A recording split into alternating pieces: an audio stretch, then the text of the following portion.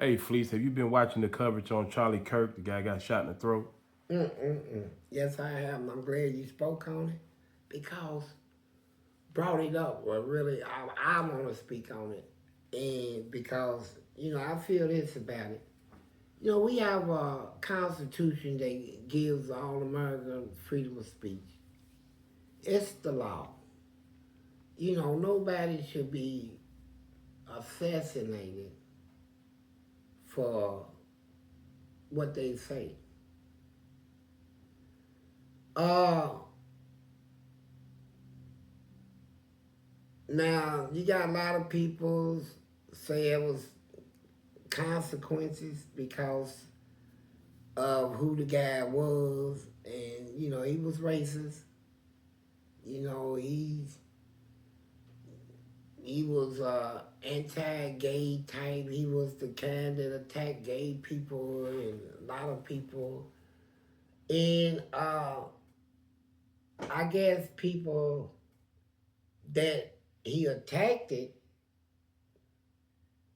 became offended through the things he attacked through his attack. And so this is something that is needed to know. They talk about how you fix a problem. Uh, you watch what you say. And that's it. And you should be like YouTube. It's only so much you can say on YouTube before they sanction you on it. It should be the same way out of here. But when you are into politics, and right now we got a little fruit thing going on in politics between different parties, and so when you get up there and you start talking bad about people and this and that, you're gonna offend somebody. And if you're gonna get up there and talk, you got to know the consequences of what could happen. And this is the type of stuff that happens when people get up and start saying a lot of things that really they shouldn't say. But they say it anyway and feel it. And yeah, you got a right to freedom of speech. But this is what happens when you offend people. And I'm just gonna add that prayers goes out to his family. Uh, I didn't agree with nothing that he talked about, but I didn't think he should have got killed that way. Uh,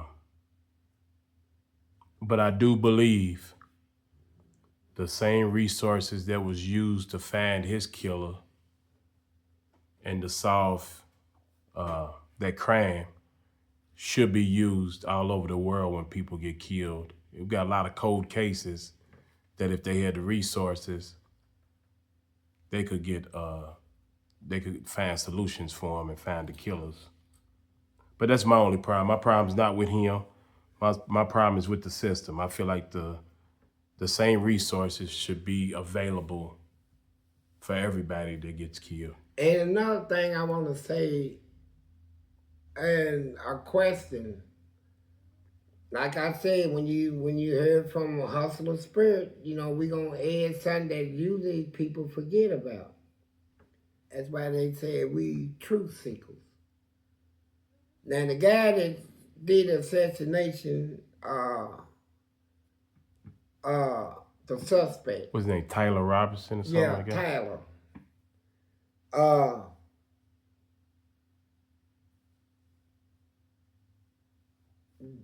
they said before he got arrested,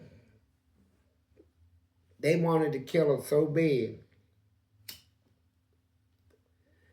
that they posted $100,000 reward.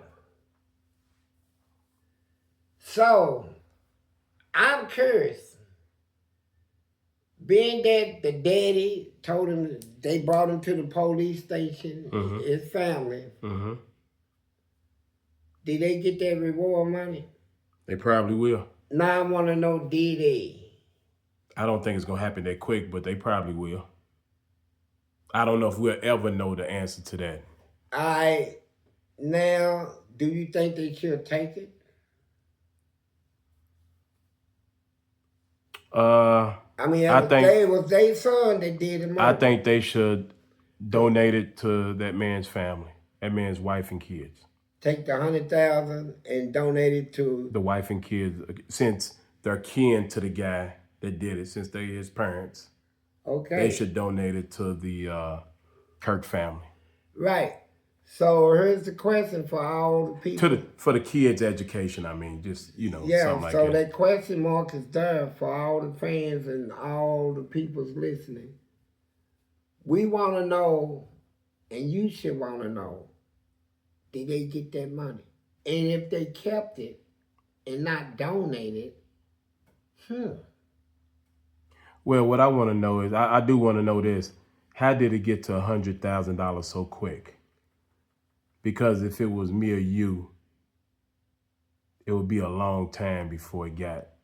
it's like a It probably would have. $10,000. Yeah, it probably would have never reached that point. So I don't know if his family put it. If his family put it up, I would like to know who put the money. Who put that type of money up that quick?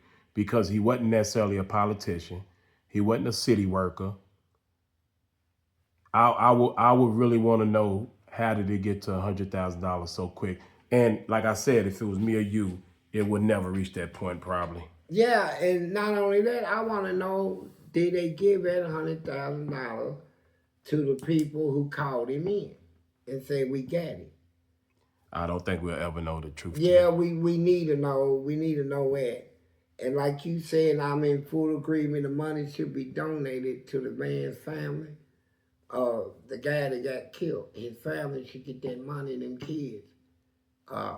But if dude's family took the $100,000 and kept it for themselves, then what does that tell you?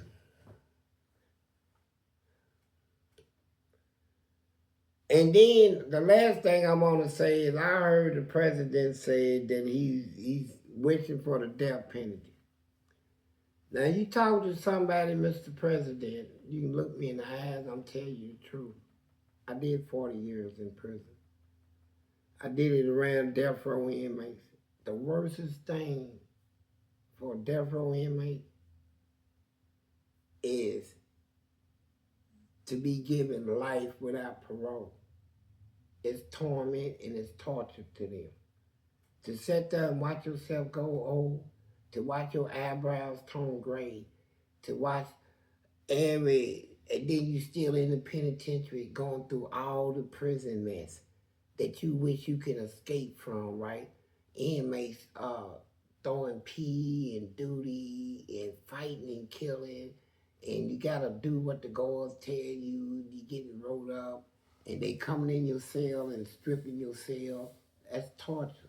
Especially for a 22-year-old. Yeah, and if you kill a person with the death sentence, hey, you ain't even giving them time to even feel no pain, right? But if it's a great suffering. When they get life without parole, it's a great suffering. Believe me, Mr. President, it's a great, terrible suffering. I seen one guy, Kelvin Stanford, and these white people in the church community come to the prison and rally for him to get him off of death row. And they rally, picket to the governor, and our lawmakers in Kentucky saw him mercy on it.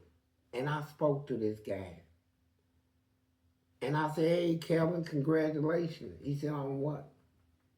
I said, he got off of death row. He said, effing white people. He said, I'm still locked up.